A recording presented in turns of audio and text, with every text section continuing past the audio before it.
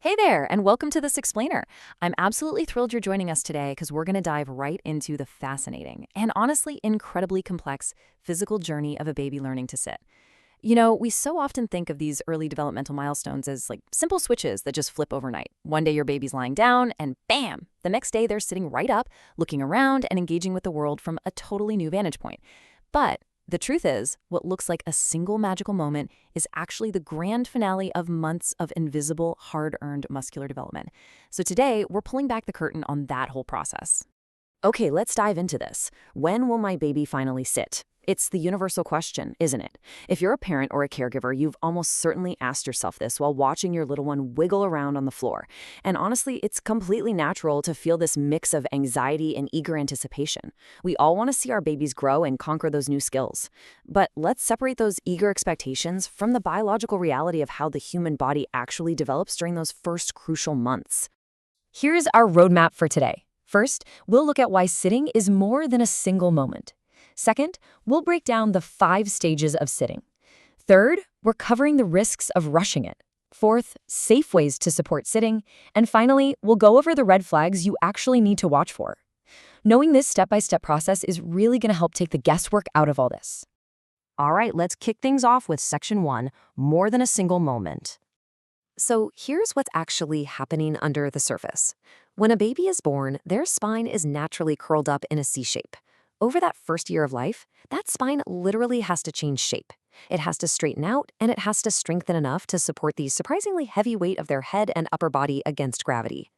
To actually achieve a seated posture, a baby has to coordinate an immense amount of brand new muscular strength all across their neck, shoulders, back, core, and hips. It's literally a full-body workout that demands a level of balance they've just never had to use before. So, mechanically speaking, how do they even get there? Well, it all starts down on the floor. Tummy time is the absolute prerequisite for sitting. First, a baby learns to push their chest up from their tummy. You can think of it as a little baby mini push-up.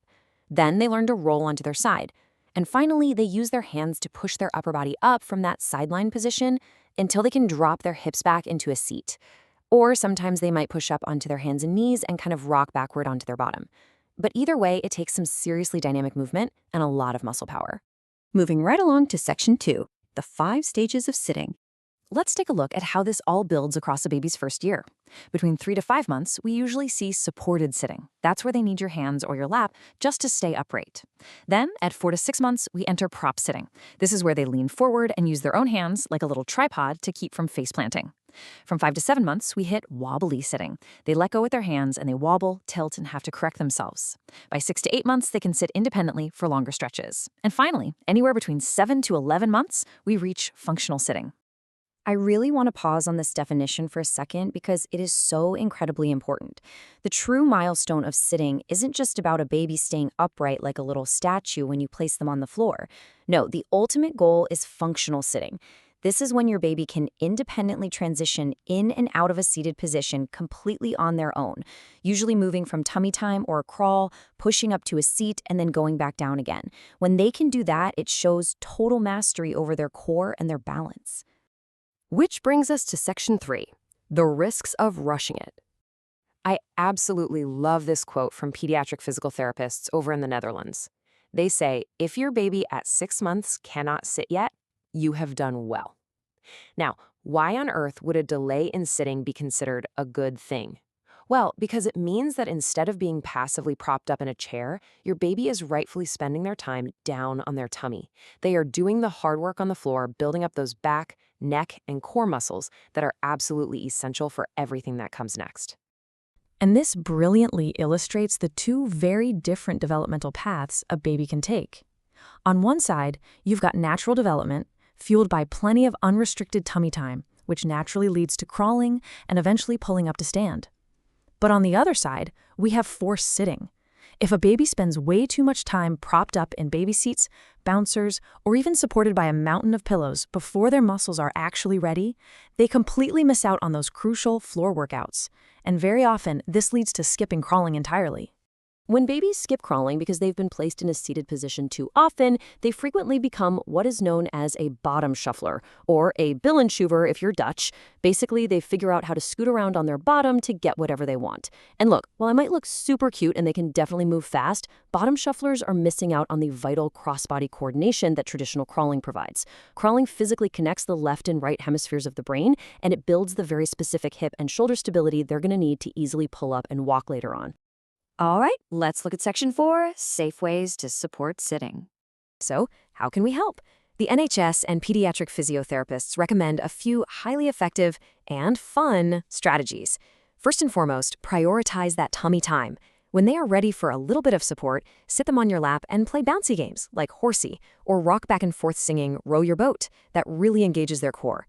When they're down on the floor, place soft toys in a circle just barely out of their reach, or blow some bubbles above them.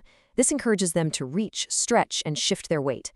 Oh, and remember, always practice these skills on a firm, safe surface, like a floor mat, never on a soft bed where they could easily topple over and potentially suffocate. So the crucial point here is this.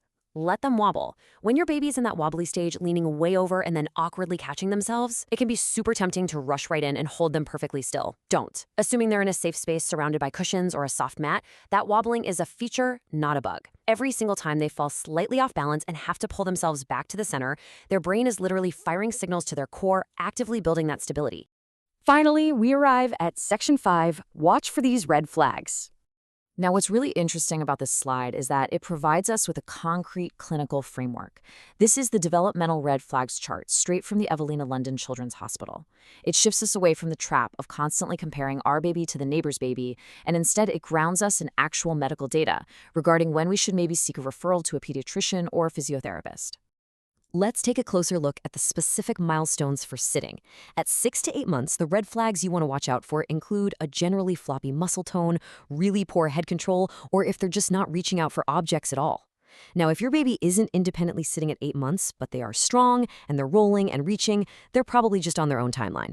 However, by 12 months, if your baby is entirely unable to sit, or if they can't bear weight when you hold them in a standing position, or if they lack what we call saving reactions, which is that natural instinct to put their hands out when they fall, that is a definitive red flag, and that's when you should definitely consult your doctor.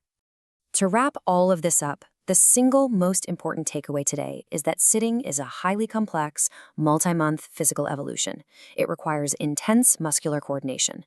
Honestly, the best thing you can do as a caregiver is to just take the pressure off yourself and off your baby. Provide them with plenty of floor time, avoid trapping them in seated positions before they're physically ready, and let their developing muscles, not the calendar on your wall, dictate the timeline. I want to leave you with this final, somewhat provocative thought to reflect on. Is your baby truly ready to sit, or are you just ready for them to sit? It's a subtle distinction, but it's a vital one.